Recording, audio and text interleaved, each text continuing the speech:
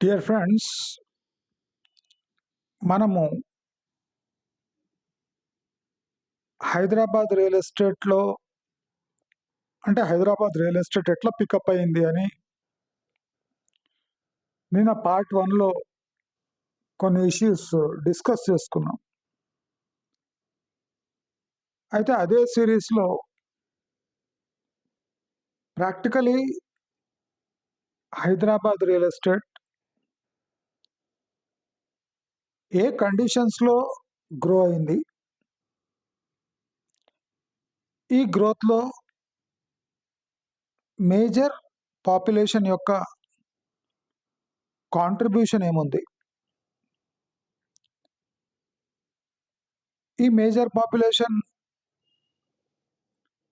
ఇంకా రెంటల్స్లో rental అకామిడేషన్లో own house కాకుండా rents కట్టుకుంటూ ఎందుకు ఉండవలసి వస్తుంది, సెంటర్ స్టేట్ రిలేషన్స్ వల్ల కూడా ఈ రియల్ ఎస్టేట్ గ్రోత్ వచ్చిందా, ఇలాంటి అన్ని హిడెన్ టాపిక్స్ని మనం ఇవాళ ఏ బాధబంది లేకుండా బ్లాక్ అండ్ వైట్గా డిస్కస్ చేసుకుంటున్నాం. జనరల్ పర్సెప్షన్ ఉన్నట్టు హైదరాబాద్ రియల్ ఎస్టేట్ సాఫ్ట్వేర్ దూకుడు వల్ల పెరిగింది అనడం అది partial truth. Hyderabad real estate total ఇండియాలో కొన్ని యూనిక్ రీజన్స్ వల్ల పెరిగింది. ఆ రీజన్స్ ఎవరు చెప్పరు. స్టేట్ యొక్క స్థితి వల్ల రియల్ ఎస్టేట్కి బూమ్ వచ్చింది. ఒక రిచ్ స్టేట్కు ఉన్న లక్షణాల వల్ల రియల్ ఎస్టేట్కి బూమ్ వచ్చింది.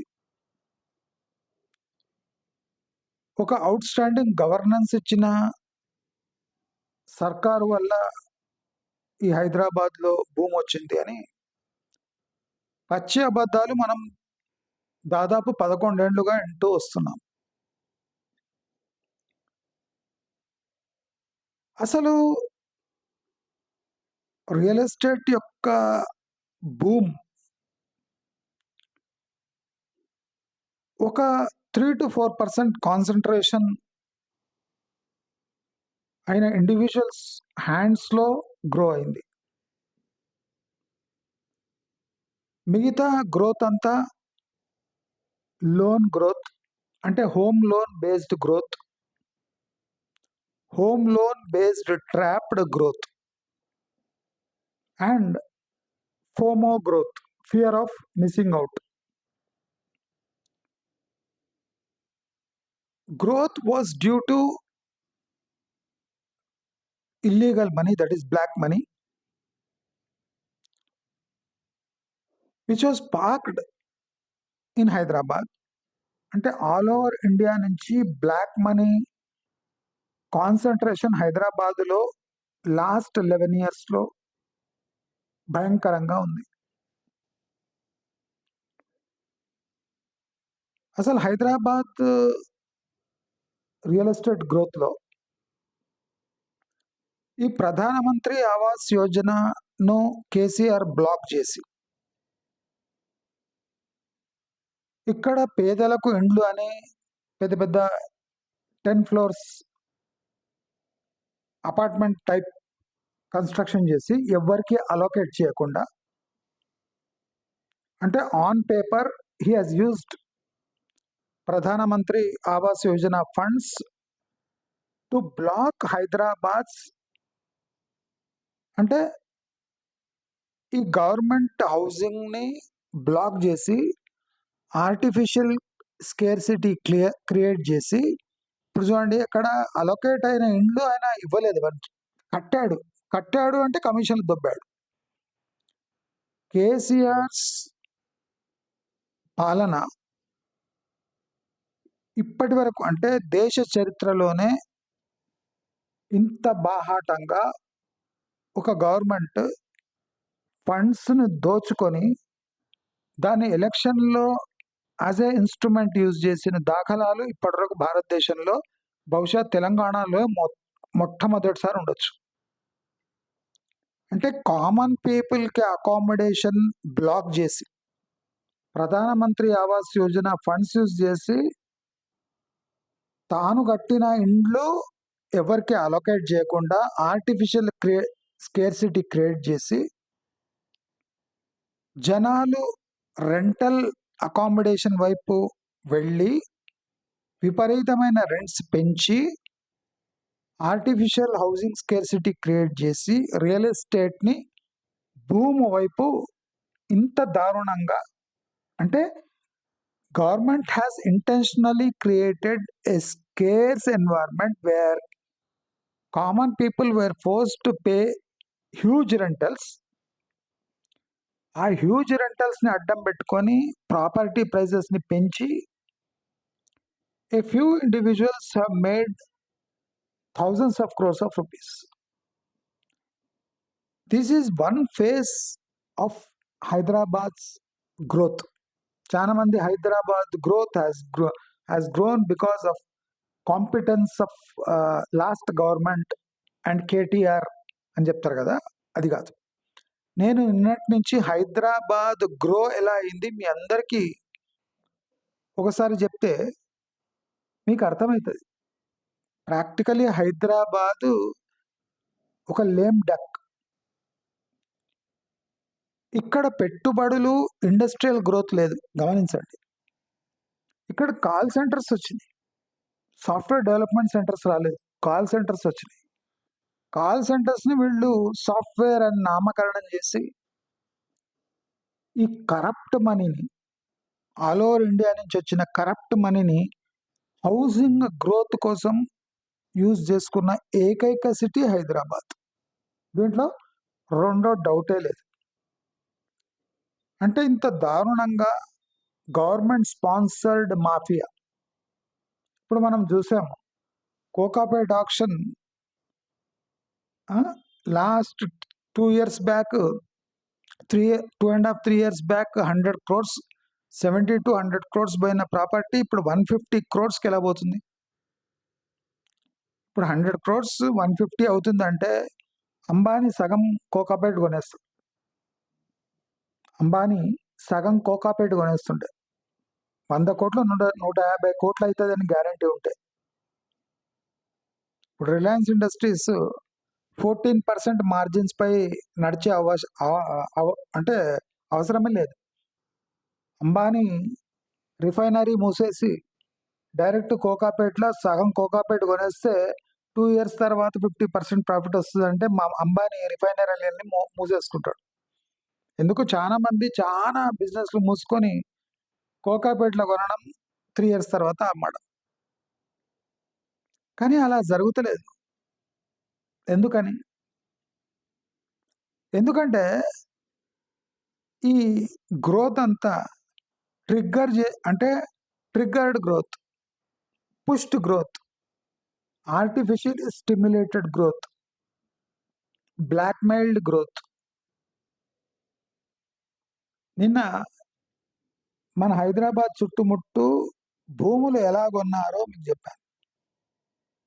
అంటే ఆల్మోస్ట్ గవర్నమెంట్ అంటే వాల్యూస్లో కొన్న ల్యాండ్ తీసుకొని ప్రాజెక్ట్ డిలే చేసి చుట్టుముట్టు డెవలప్మెంట్ అయ్యి ఆ భూములకు ధరలు వస్తే అప్పుడు ఒక గ్రోత్ గ్రాఫ్ చూపించి ఇక్కడ పర్ స్క్వేర్ ఫీట్ ఇట్లా పెరిగింది అని చెప్పి 2 ఫ్లాట్లు టోకన్గా ఆ రేట్లో తమ వాళ్ళకే అమ్మి అది బేస్ రేట్ చేసుకొని టోటల్ హైరైజ్ మొత్తం 100 ఫ్లాట్లు అమ్మే కుట్ర హైదరాబాద్లో జరిగింది తప్ప అది గ్రోత్ కాదు. అది గ్రోత్ కాదు అని ఎట్లా ప్రూవ్ చేస్తున్నామంటే 3.5 lakh illegally born flats, unsold flats inventory west హైదరాబాద్లో ఎట్లా పుట్టింది అంటే ఎట్లా పుట్టింది. నేను అందుకోసం ఒక డబుల్ బెడ్రూమ్ 12 లక్షలకు రెడీ అవుతుందని చెప్తున్నా. మీరందరు కళ్ళల్లో తెచ్చుకొని నవ్వేను. కండ్లలో నీళ్ళు తెచ్చుకొని నవ్విండ్రు. 12 లక్షలకు ఎక్కడన్నా హైరైజ్ రెడీ అవుతుందా? 12 లక్షలకు రెడీ అయిన హైరైజ్ 80 lakhs, 90 lakhs, కొన్ని చోట్ల 1 crore 10 lakhs కమ్మిండ్రు. మనం ఇప్పుడు చూస్తున్నాం, ఏ ప్రాజెక్ట్ చూసినా రెరా సర్టిఫికేషన్ ఉంది. నేను చెప్పిన రెరా చిత్తు కాగితం అంటే ఎవడు నమ్మలే. ఇప్పుడు రెరా చిత్తు కాగితమా కదా? ప్రతి ఒక్క illegal property RERA certified property. RERA certification తీసుకొని బ్లైండ్గా కొనండి అని చెప్పారు. ఆ బ్లైండ్ సర్టిఫికేషన్ వల్లనే ఇవాళ ప్రజల కోట్లాది రూపాయల డబ్బు నీళ్ల పాలై పబ్లిక్లో తలెత్తుకోలేక తమ ఇంటెలిజెంట్ ఇన్వెస్ట్మెంట్ అనేది అంటే ఫ్రాడ్యులెంట్ మీన్స్తో డెడ్ ఇన్వెస్ట్మెంట్ అయిపోయిందని తెలుసుకున్న ప్రజలు విలవిలలాడుతున్నారు. నేను ఇనిషియల్గా నా ఛానల్లో చెప్తే రెరా సర్టిఫికేషన్ ఉంది, హెచ్ఎండిఏ రెరా కన్నా ఎక్కువ నా నీవు అని వెటకారంగా మాట్లాడిన బేవకూఫ్లు ఉన్నారు. ఆ ఈడియట్స్కి ఇవాళ కనువిప్పు కలిగి ఉంటుంది. రెరా చిత్తు కాగితం, హెచ్ఎండిఏ మోస్ట్ కరప్ట్ ఆర్గనైజేషన్. మున్సిపాలిటీలన్నీ కరప్ట్ కనుకనే ఇప్పుడు ఆ మున్సిపాలిటీని తెచ్చి మన గ్రేటర్ హైదరాబాద్ మున్సిపల్ కార్పొరేషన్ కలిపితే విలవిలలాడుతున్నారు. ఎందుకంటే వాళ్ళ ఇన్కమ్ సోర్స్ మొత్తం పాడైపోతుంది. మల్లారెడ్డి ఎట్లా అరుస్తున్నాడు, ఎన్ని ఉండే అధ్యక్ష ఇప్పుడు తీసుకుపోయి దీంట్లో కలిపేసిండ్రు అధ్యక్ష. ఎందుకంటే ఇండిపెండెంట్ అటానమస్ మున్సిపాలిటీస్ తమ ఇష్టం వచ్చినట్టు ఇష్టారాజ్యంగా అర్బన్ డెవలప్మెంట్ని ప్రోత్సహించింది. అన్ని రూల్స్ని బ్రేక్ చేసి ఈవెన్ డిటిసిపి లేఅవుట్స్ కానివ్వండి, హెచ్ఎండిఏ లేఅవుట్స్ కానివ్వండి, నేను ఎప్పుడో చెప్తున్నా, ఇంటర్నల్ స్ట్రీట్స్ కూడా 40 feet ఉండాలి మినిమం. ఎందుకంటే అందరికీ కార్లు ఉన్నాయి.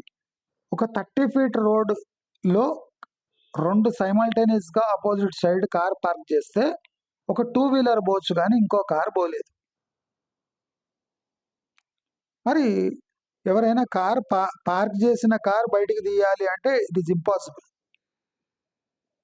నేను ఒక వీడియోకి చేశాను, 100 yards house is the most useless property in Hyderabad. కానీ ఇప్పుడు సన్నాసులు ఎట్లా చేస్తున్నారంటే 150 yards G+1 హౌస్ని విల్లా అని చెప్పి డబ్బాలుగా కట్టి ఒక్కొక్కటి 6 కోట్లకు అమ్ముతున్నారు. అంటే నేను చెప్పినప్పుడు మీకు అంతా చాలా విచిత్రంగా అనిపించిందేమో. సార్ వీడేమి ఇట్లా చెప్తున్నాడు, హైదరాబాద్ గ్రోత్ స్టోరీని వీడు డిస్ట్రాయ్ చేయడానికి చూస్తున్నాడు. గ్రోత్ ఉంటే కదా స్టోరీ ఉండడానికి. అజ్యూమ్డ్ స్టోరీని మీరు గ్రోత్ స్టోరీ అనుకుంటే మనం ఏం చేయలేం. నేను క్లియర్లీ హైదరాబాద్ ఎలా గ్రో అయింది అని మీకు ఎక్స్ప్లెయిన్ చేస్తే, అసలు దీన్ని గ్రోత్ అంటారా, దీన్ని అజ్యూమ్డ్ హైప్ అంటారా, అది మీరు డిసైడ్ చేసుకోవాల్సిన పరిస్థితులు దాపరించాయి. నేను క్లియర్గా పెసిమిజం అంటే నేను పెసిమిస్టిక్ పర్సన్ అనిపించిన ఇవాళ రేపు ప్రాక్టికల్ ఆస్పెక్ట్స్ ముఖం మీద కొట్టినట్టు చెప్తే పెసిమిస్టిక్ అనిపిస్తుంది. అంటే ప్రజలకు పెసిమిజం మీనింగ్ కూడా మర్చిపోయి కొన్ని దశాబ్దాలు దాటిపోయినాయి. ఆప్టిమిజం ఎక్కడ ఉండాలి, పెసిమిజం ఎక్కడ ఉండాలి? ఇప్పుడు ఆప్టిమిస్ట్ అయి రిస్క్ లేకుంటే రివార్డ్స్ లేవు అనే ఒక కాన్సెప్ట్తో కొన్న విల్లాలు, ఫ్లాట్లు ఒక ఇల్లీగల్ ల్యాండ్పై కన్స్ట్రక్షన్ అయ్యాయంటే ఇక దానికి రీసేల్ వాల్యూ ఉంటుందా? అంటే మీరు అమ్మడానికి పోయినా ఇప్పుడు once it is tagged as occupied space built on occupied land అని ఒక్కసారి ట్యాగ్ వస్తే ఎవడొచ్చే రీసేల్లో కూడా కొన్నాడు. నేను మీకు ఎప్పుడో చెప్తా ఉన్నా, కుక్కట్పల్లిలో ఇప్పుడు హయ్యెస్ట్ రీసేల్ ప్రాపర్టీస్ ఉన్నాయి. అంటే నేను ఇది 1.5 year నుంచి చెప్తున్నా, అంటే కాంగ్రెస్ హయాం వచ్చినప్పటి నుంచి చెప్తున్నా. కుక్కట్పల్లిలో హయ్యెస్ట్ ఫ్లాట్ రీసేల్కి ఉన్నాయి. కొన్ని ఫ్లాట్స్ అసలు టచ్ చేస్తలేరు, ఎందుకంటే కుక్కట్పల్లిలో కూడా ఆక్యుపైడ్ ల్యాండ్స్ పై దాదాపు 20-25 ఏళ్ల నుంచి ఫ్లాట్స్ అట్లనే ఉన్నాయి. అంటే Hyderabad growth story is ridden with fraud, నయవంచన. నేను చెప్తే చాలా పెద్ద పెద్ద వర్డ్స్ అనిపించినాయి. వీనికి రెరా అంటే కూడా తెలియదు అన్నారు కొంతమంది. ఇప్పుడు తెలుస్తుందా రెరా అంటే ఏందో? రెరా అంటే చిత్తు కాగితము. ఎవరు డబ్బులు ఇస్తే వానికి ప్రాపర్టీ అంటే ప్లాన్ అప్రూవ్ చేసి రెరా సర్టిఫికేట్ ఇచ్చిన దరిద్రపు గొట్టు ఆర్గనైజేషన్ రెరా. ఒక హైరైజ్లో ఫైర్ సేఫ్టీ కోసం ఒక స్పేస్ అలొకేట్ చేయకుండా నేషనల్ బిల్డింగ్ నామ్స్ని తొంగలో దొక్కి 40-50 అంతస్తులు కడుతుంటే దానికి రెరా సర్టిఫికేషన్ ఇవ్వడం హాస్యాస్పదం, నీచం. ఇప్పుడు ప్రజలు ఆ రెరా సర్టిఫికేట్ తీసుకొని దాంట్లో అటుకులు తినాలన్నా, పల్లీలు తినాలన్నా, బఠానీలు తినాలన్నా అడుగుతున్నారు. అంటే రెరాపై కేసు వేయాల్సిన సమయం ఆసనమైంది. అంటే రెరా ఎలా సర్టిఫికేట్ జారీ చేసింది? ఎవడైనా కోర్టుల కేసు వేస్తుండ రెరాపై? ఇస్తలేడు.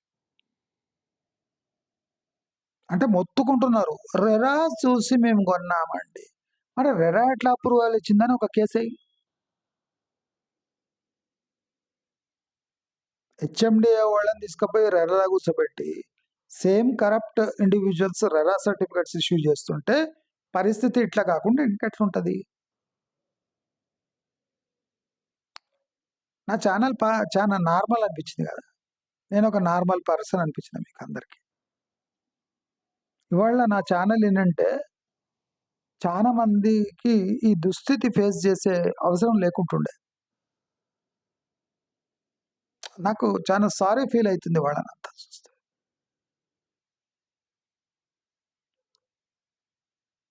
ఏదైనా ఒక గ్రోత్ స్టోరీ ఎందుకు మొదలైంది, ఎట్లా మొదలైంది అని తెలుసుకోకుండా జస్ట్ షార్ట్స్ చూసి సోషల్ మీడియా వాళ్ళు జనరేట్ చేసిన ఏఐ వీడియోస్ చూసి కొన్న వాళ్ళ పరిస్థితి ఇవాళ దయనీయంగా ఉంది. నేను ఎన్నోసార్లు చెప్పిన, just buying a house is once in a lifetime investment. Be careful. చాలా మంది స్టూడియో ఫ్లాట్స్ కొన్నారు. నేను చెప్పిన don't buy after seeing a studio flat. Studio flat is a manipulated, అంటే ఒక కార్పెట్ ఏరియా కానివ్వండి, మీకు ఫైనల్ ఎస్ఎఫ్టీ క్లాసిఫికేషన్ కానివ్వండి, మొత్తం ఫ్రాడే. అసలు మీకు ఎస్ఎఫ్టీ ఆఫర్ చేసేది టోటల్ కార్పెట్ ఏరియా కంపేర్ చేసేది ప్లస్ స్టూడియో ఫ్లాట్ యొక్క డిజైన్, ఇదంతా well planned targeted marketing method. మీకు ఎందుకు స్టూడియో ఫ్లాట్ చూపిస్తారంటే అదొక డ్రీమ్ హోమ్ కావచ్చు అని మీకు బిల్డప్ ఇవ్వడానికి ఆ స్టూడియో ఫ్లాట్స్ చూపిస్తారు. చాలా మంది స్టూడియో ఫ్లాట్స్ చూసి ఫ్లాట్స్ కొన్న వాళ్ళే ఎక్కువ ఉన్నారు, వాళ్ళే మోసపోతున్నారు. నేను ఎన్నోసార్లు చెప్పినా, while buying in a high rise please check the land documents, RERA certifications, you cross check with the RERA and question RERA. When a normal customer can feel the vibe of fraud, why the hell RERA has blindly issued certificates to such builders అని ఒక్కసారి ప్రశ్న వేసి press note release చేసి ఉంటే RERA would have been some better organisation. But అందరూ నోళ్ళు మూసుకొని కూర్చొని నన్ను తిట్టడంలోనే మీ జీవితకాలం వెళ్ళదీసుకుంటే పరిస్థితులు ఇలాగే ఉంటాయి. కాబట్టి మనము హైదరాబాద్ గ్రోత్ స్టోరీని ఒక బ్లైండ్ యాంగిల్లో చూసాం. మనం ఇయర్స్ అండ్ ఐస్ ఓపెన్ చేసుకొని ఒక లాజికల్ పాత్ తీసుకొని హైదరాబాద్ గ్రోత్ స్టోరీస్ చూసుకుంటే అది ఇక్కడ మేజర్ పాపులేషన్కి ఏ సంబంధం లేకుండా పెరిగింది. Growth story should have a logical conclusion. But practically, that conclusion is invisible.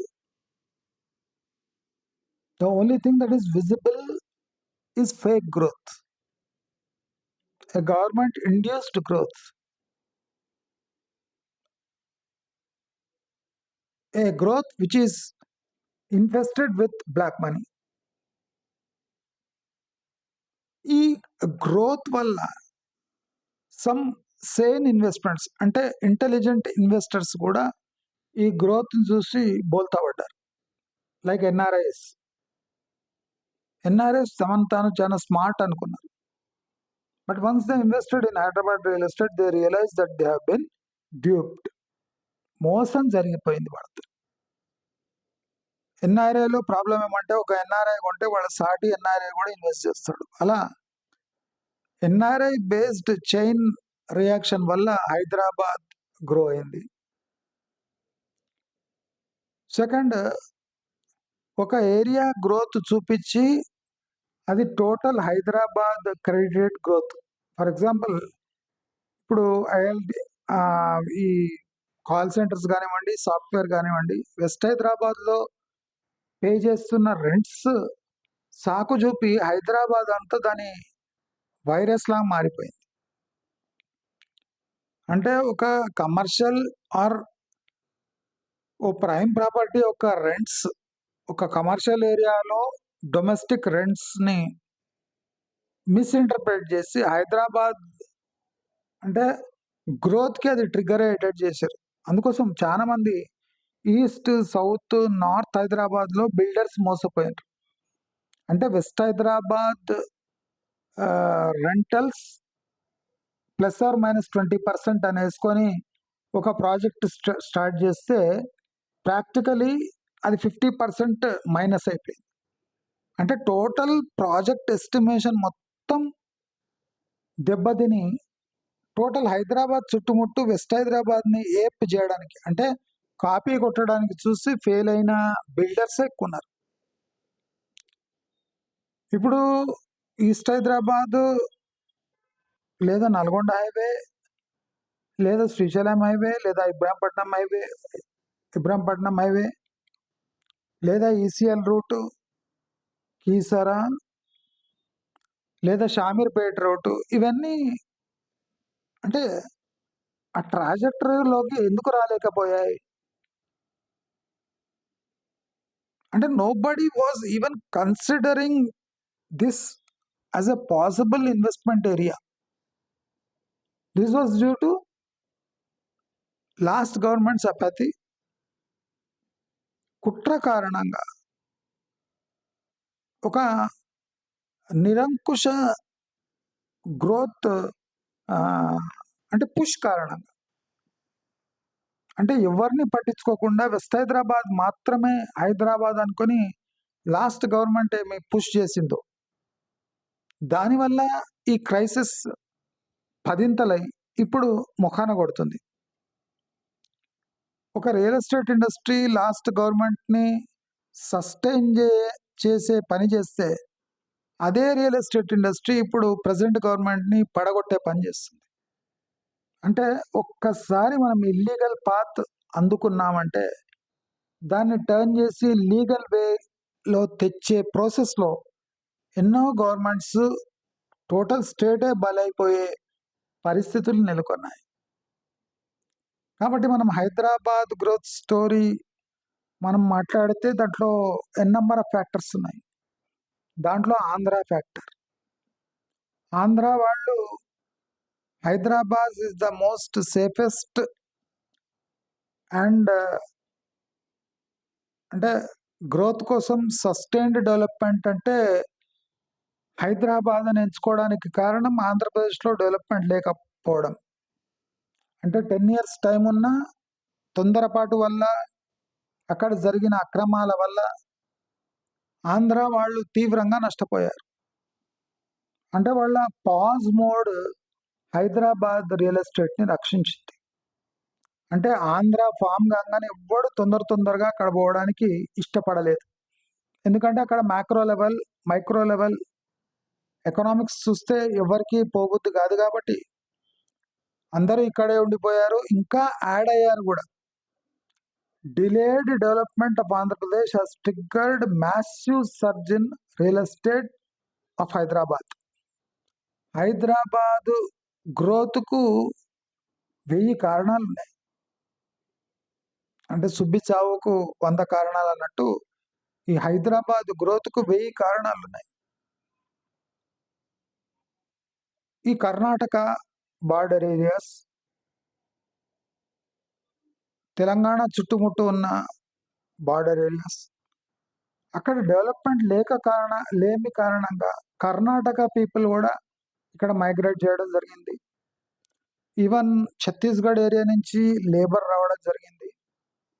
ఈ అంటే ఏజెన్సీ ప్రాంతాల నుంచి కూడా హైదరాబాద్కి మైగ్రేట్ చేయడం జరిగింది. అంటే ఆంధ్రప్రదేశ్ ఏజెన్సీ ఏరియాస్, శ్రీకాకుళం లాంటి రిమోట్ ప్లేసెస్ నుంచి కూడా హైదరాబాద్లో అంటే మైగ్రేషన్ జరిగింది.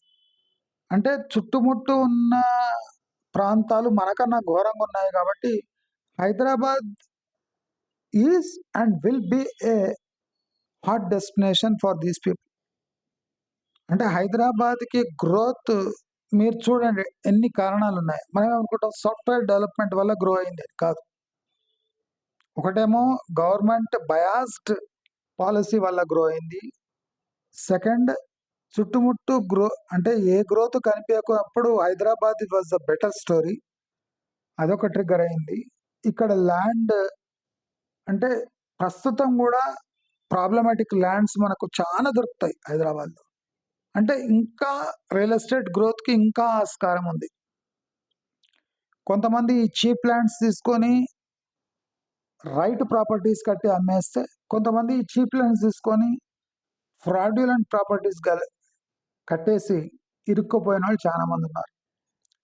సో నేను చెప్పేది ఏమంటే Hyderabad growth story is not normal, it's totally abnormal. So we all should be careful while investing in Hyderabad. ఇప్పుడు చూస్తున్నారు మీరు, నేను చెప్పే అవసరమే లేదు, నేను అందుకోసం కూల్గా ఉన్నా, వెయిట్ చేసిన. ఇప్పుడు టీవీలలో కక్కుతున్నారు. Almost 40 to 45 to 50% properties are built on litigated lands. మీరు గమనించాలి, once the land is term litigated, the whole value of property becomes will be only 20 to 10%. అంటే ₹1,00,00,000 పెడితే ఆ ప్రాపర్టీ విలువ 20 లక్షల కన్నా ఎక్కువ ఉండదు. ఆ 20 లక్షలు కూడా రిస్కే. బట్ ఒక డైయింగ్ ఛాన్స్ అంటారా 20%, అనుకోకుండా ఆ ల్యాండ్ అప్రూవ్ అయితే బతికి బయటపడ్డట్టు. బట్ రీసేల్ వాల్యూ మాత్రం వన్స్ టెయిన్డ్ ప్రాపర్టీస్కి ఒక పేరు వచ్చిందంటే రీసేల్ వాల్యూ ఉండదు. ఇది అందరూ గమనించాలి. ఇది ఈ టెయిన్డ్ ట్యాగ్ అనేది ఒక స్టేట్కి వస్తే కూడా ఆ స్టేట్లో ఎవరు ఇన్వెస్ట్ చేయరు. మీరు చూడండి, అక్కడ లోకేష్ చంద్రబాబు నాయుడు ముఖం చూసి ఆంధ్రప్రదేశ్లో ఇన్వెస్ట్ చేసే పరిస్థితులు ఉన్నాయా అంటే లేవు. But what is the problem is insane real estate prices in Telangana is pushing people to invest in Andhra Pradesh. అంటే ఇక్కడ ప్రాక్టికల్ రేట్ లాజిక్ అప్లై అవుతుంది. Chandrababu Naidu is not offering something special.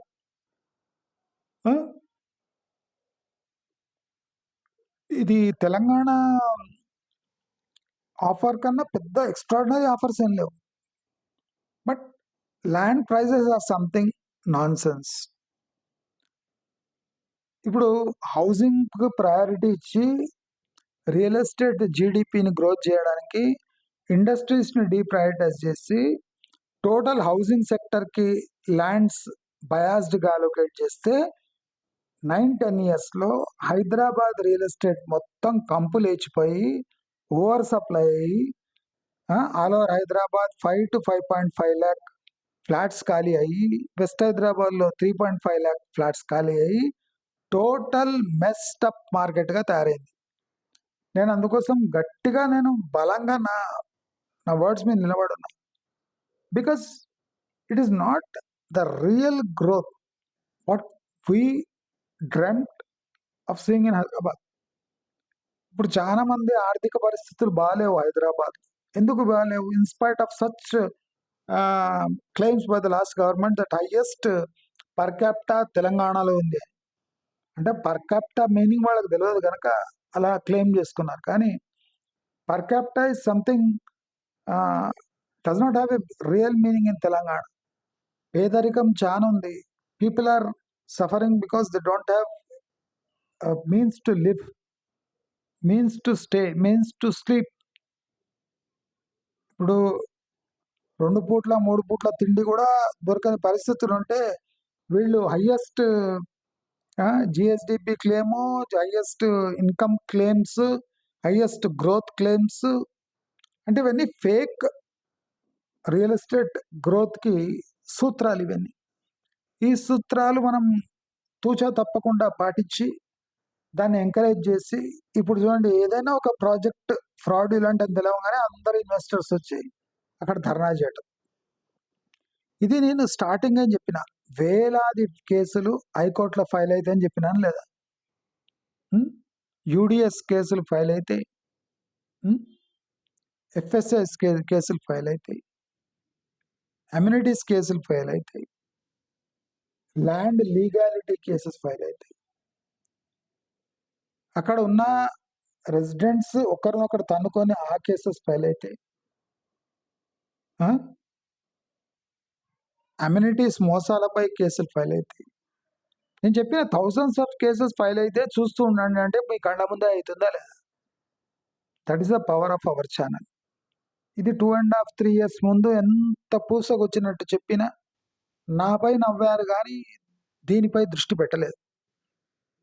వేలాది మంది రక్షింపబడ్డా వేలాది మంది మోసపోయే పరిస్థితులు ఇప్పుడు ఉన్నాయి. కాబట్టి హైదరాబాద్ గ్రోత్ స్టోరీ అనేది it is most unnatural and imposed growth story తప్ప ఇది జెనరిక్ కానివ్వండి, ఇది ఆర్గానిక్ కానివ్వండి కాదు, ముమ్మాటికే కాదు.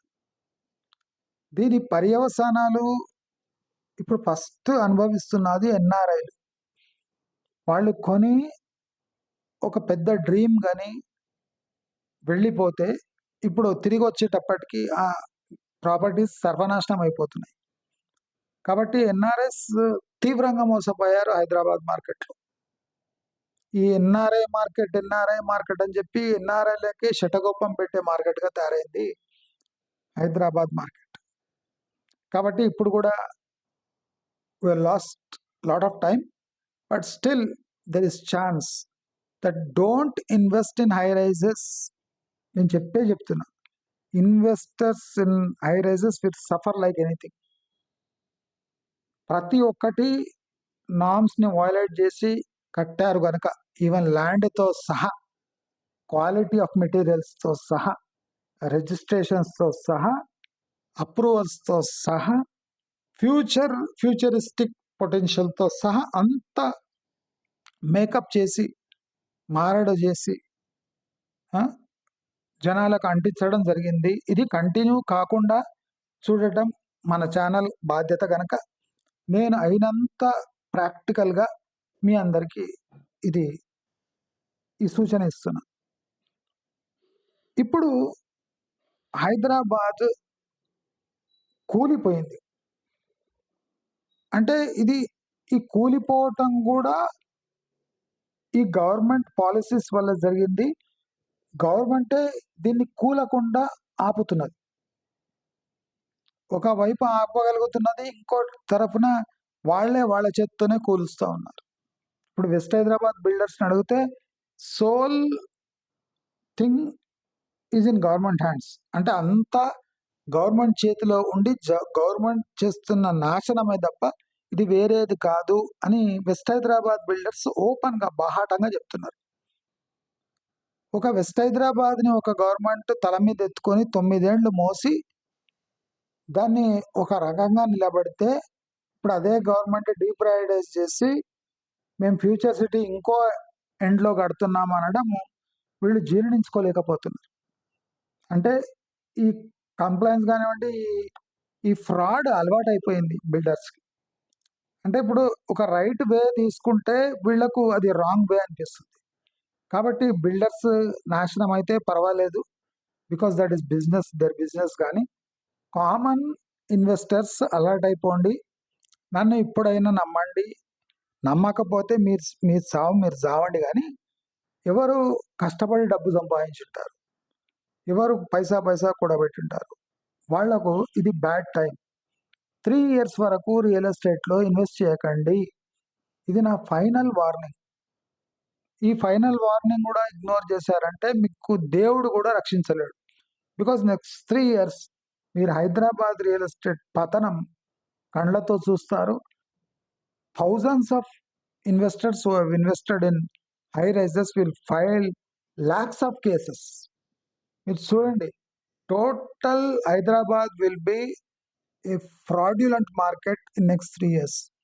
ఏ ఫ్రాడ్స్ జరిగినాయో, ఫ్రాడ్ జరగని థింగ్స్ కూడా అవి అమ్ముడుపోకుండా, ఒక అయోటా ఒక చిన్న అనుమానం వచ్చినా ప్రజలు తమ అడ్వాన్సులు రిటర్న్ తీసుకుంటారు. Total Hyderabad real estate market కుప్ప కూలి సర్వనాశనం అయిపోతుంది అని అందరికీ సూచిస్తూ జాగ్రత్తగా ఉండాలి అని సూచిస్తూ మన ఛానల్ని సబ్స్క్రైబ్ చేసుకోండి. మన ఛానల్కి మీరు చేతనైతే ఫైనాన్షియల్లీ హెల్ప్ చేయండి, విరాళాలు అందించండి. మన ఛానల్ కన్జ్యూమర్ పక్షపాతి ఛానల్. మేము ఎలాంటి స్పాన్సర్స్ స్వీకరించము. మేము కస్టమర్స్ మంచి కోరే ఇన్ఫర్మేషన్ ఇస్తాము. వాళ్ళు వింటారా లేదా అనేది వాళ్ళ కర్మ, వాళ్ళు చేసుకున్న పూర్వజన్మ దరిద్రాలపై ఆధారపడి ఉంటుంది. కాబట్టి మా పని కరెక్ట్ సమాచారం ఇవ్వటం, ఇస్తూనే ఉంటుంది. మీకు చేతనైతే ఫైనాన్షియల్లీ కాంట్రిబ్యూట్ చేయండి, మా ఛానల్ని బలపరచండి. బలపరచడం వల్ల మీకు రెగ్యులర్గా హైదరాబాద్ మ్యాక్రో ఎకనామిక్ పిక్చర్ మీకు ఎప్పుడు అందుతూ ఉంటుంది. అంటే బ్లాక్ అండ్ వైట్ అందిస్తాం. We don't want any sponsors, we don't get any sponsors. We're totally dependent on subscriber revenue, subscriber donation. కాబట్టి మన ఛానల్ ఎప్పుడు కస్టమర్స్ కోసము, రియల్ ఎస్టేట్లో ఇన్వెస్టర్స్ కోసమే కృషి చేస్తుంది అని అందరికీ తెలియజేసుకుంటూ, హైదరాబాద్ రియల్ ఎస్టేట్ 3 years వరకు చచ్చుబడి ఉంటుంది. కాబట్టి అందరూ జాగ్రత్తగా ఉండాలి అని అందరికీ సూచిస్తూ నమస్కారం.